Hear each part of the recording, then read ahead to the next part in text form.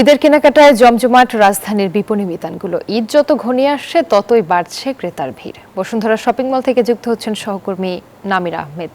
সরাসরি কথা বলছি তার সাথে। নামিরা, ঈদের কেনাকাটার ধুম পড়েছে, কি চিত্র দেখছেন বিপণী বিতানগুলোতে? দাম নিয়ে কি বলছেন ক্রেতা বিক্রেতারা?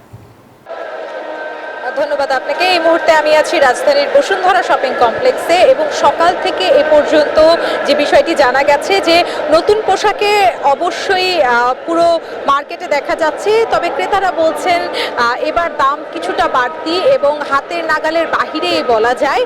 তবে বিক্রেতা যারা আছেন তারা বলছেন যে প্রতিবারের মতো এবারও ঠুনকো অভিযোগ যে বিক্রি আসলে হচ্ছে না, কিন্তু এরকম দেখা যাচ্ছে না, বেচাকেনা বেশ ভালোই দেখা যাচ্ছে। তবে পোশাকের পাশাপাশি কিন্তু যেহেতু এখন প্রায় 18 রোজা পেরিয়ে গেছে, সেই জায়গা থেকে দেখা যাচ্ছে যে সাধারণ মানুষ ক্রেতা যারা আছেন তারা জুতা, অ্যাক্সেসরিজ, পারফিউম, ঘড়ি, ব্যাগ, ক্লচ এগুলোর দিকে আসলে তাদের পোশাকের পাশাপাশি ম্যাচিং করে এই জিনিসগুলো কেনার প্রতি বেশি ঝোঁক।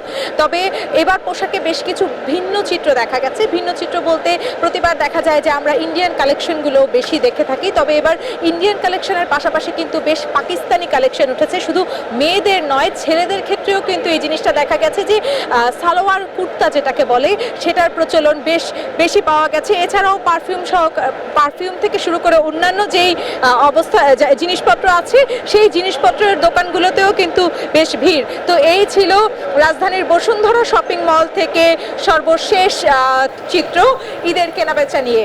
রুবা। নামিরা, আপনাকে ধন্যবাদ। ঈদ কেনাকাটার খবর জানাচ্ছিলেন সহকর্মী নামিরা আহমেদ।